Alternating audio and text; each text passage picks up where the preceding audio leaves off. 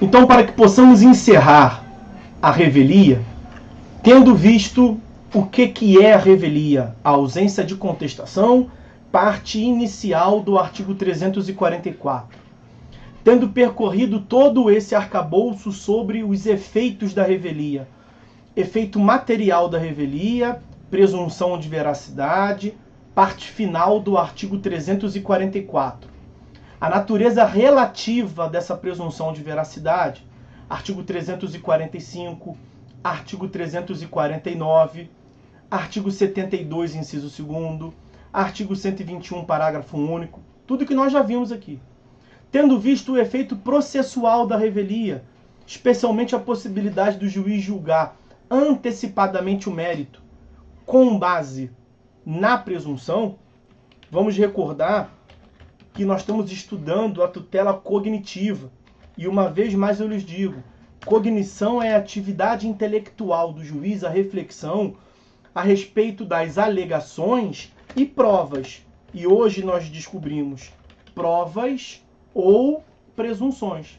Por isso que quando tem o efeito material da revelia, incide presunção, o juiz já pode julgar 355, inciso 2º. Para concluir, esse julgamento que se dará, o 355, inciso 2º, faz menção expressa, na verdade o caput, né? Pegar aqui o caput de novo do 355, para fim de recordação. Olha aqui, ó. O juiz julgará antecipadamente o pedido, é um efeito processual da revelia, o que me interessa aqui. E ao julgar o pedido, o juiz vai proferir uma sentença com resolução de mérito. Então o juiz vai julgar o mérito. Se a parte pediu condenação, o juiz vai julgar a condenação, se tem ou se não tem direito à condenação. Agora, o que eu quero fechar aqui com os senhores é o seguinte, que é uma confusão que eu vejo muito comum na prática. Revelia, senhores, e o efeito material da revelia, a presunção de veracidade, não significa necessariamente a procedência dos pedidos do autor. O 355 fala que o juiz vai julgar o mérito. Em nenhum momento ali falou que vai dar sentença de procedência para o autor. A revelia não consiste, portanto, em vitória do autor, necessariamente. É um bom trunfo para o autor. É uma consequência processual que é favorável ao autor, que é desfavorável ao réu, porque aquilo que o autor alegou é presumivelmente verdadeiro. Vimos que é uma presunção de natureza relativa. Então, não necessariamente o efeito material, a presunção de veracidade, nos conduz a uma procedência do pedido do autor. Quando é que nós teremos revelia, seu efeito material, presunção de veracidade, e depois uma improcedência? Quer dizer, o réu não contestou, o réu não se defendeu. Em princípio, a lei está dizendo, então, excelência, considera que aquilo que o autor falou é presumivelmente verdadeiro, e mesmo assim o autor perde. Primeira hipótese que se pode cogitar é pelo simples fato de que o direito não socorre ao autor. Ele não tem o direito. O direito que ele alega não lhe subside. Você imagina um autor que peça o fuzilamento em praça pública do réu por uma dívida. O réu não contestou, o réu é revel, o juiz vai determinar o fuzilamento em praça pública, o chicoteamento em praça pública. Nós não estamos no Afeganistão, né? Aqui não. Bom, pelo menos ainda não, né? Vai saber. Mas ainda não. Então, mesmo que não tenha defendido, mesmo que seja presumivelmente verdadeiro, o direito pleiteado pelo autor pode simplesmente não existir. Essa é uma primeira hipótese. Segunda hipótese, nós já vimos. Mesmo que tenha ocorrido a revelia, o réu não contestou.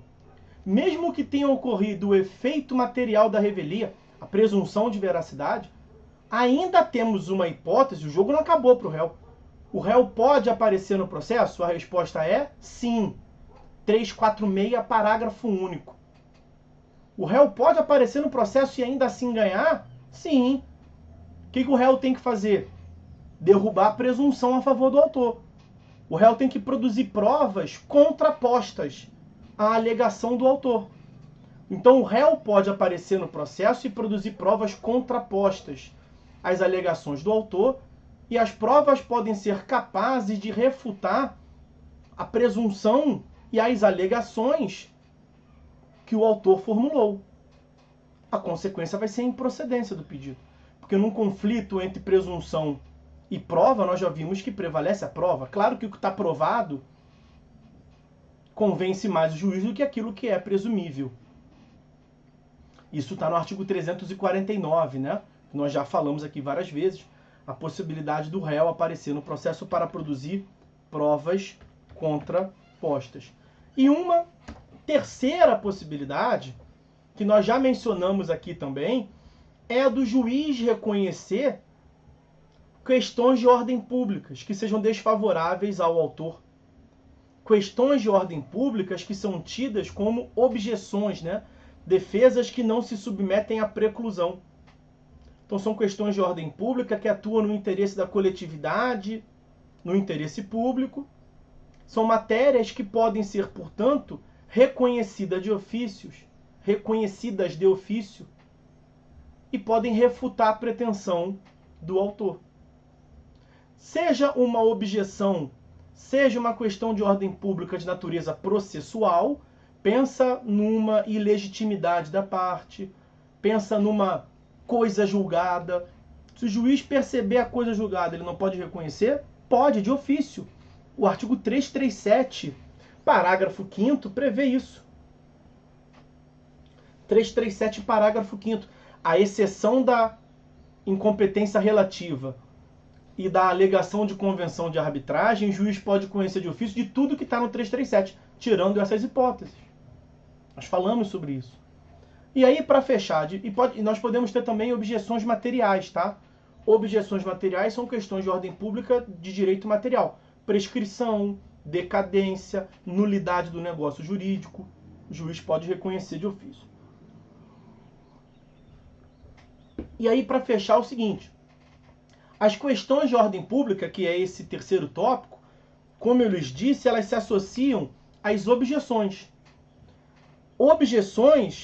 A objeção é o tipo de defesa que não se sujeita à preclusão. Não se sujeita à preclusão. Então, em havendo uma objeção, uma questão de ordem pública, mesmo que o réu tenha sido revel e que não possa mais oferecer contestação, ele pode alegar a objeção? A resposta é: pode. O réu pode alegar a qualquer momento matérias consideradas como sendo de ordem pública. Tudo aquilo que o juiz pode conhecer de ofício, a parte pode lhe alegar. Mesmo que tenha precluído a via da contestação. Porque na contestação é a defesa de modo geral. Tanto as exceções quanto as objeções. Nós lá atrás diferenciamos as defesas quanto à incidência da preclusão. Então, o fato dele não ter contestado, logo ser revel, significa que ele não pode mais contestar. Contestar no sentido de alegar matérias defensivas de modo amplo, qualquer matéria. Mas mesmo depois da preclusão da contestação, ele pode alegar objeção. Por quê? Porque objeção é justamente uma classificação da defesa que não se submete à preclusão. Nós vimos isso tem umas 3 aulas atrás. Então essas matérias lá do 337, parágrafo 5º, que o juiz pode conhecer de ofício, condições da ação, pressupostos processuais, coisa julgada, litispendência e por aí vai, o réu pode alegar a qualquer momento. Não se sujeita à preclusão. Então, ao fim e ao cabo, o réu aparece no processo a qualquer momento, 346, parágrafo único, pega o processo dali em diante, e qual é a função do réu nesse processo? Procurar provas, 349, e trazer objeções. Se ele encontrar alguma objeção, seja de direito material ou de direito processual, ele pode alegar. Ok? Então, com isso a gente fecha essa temática da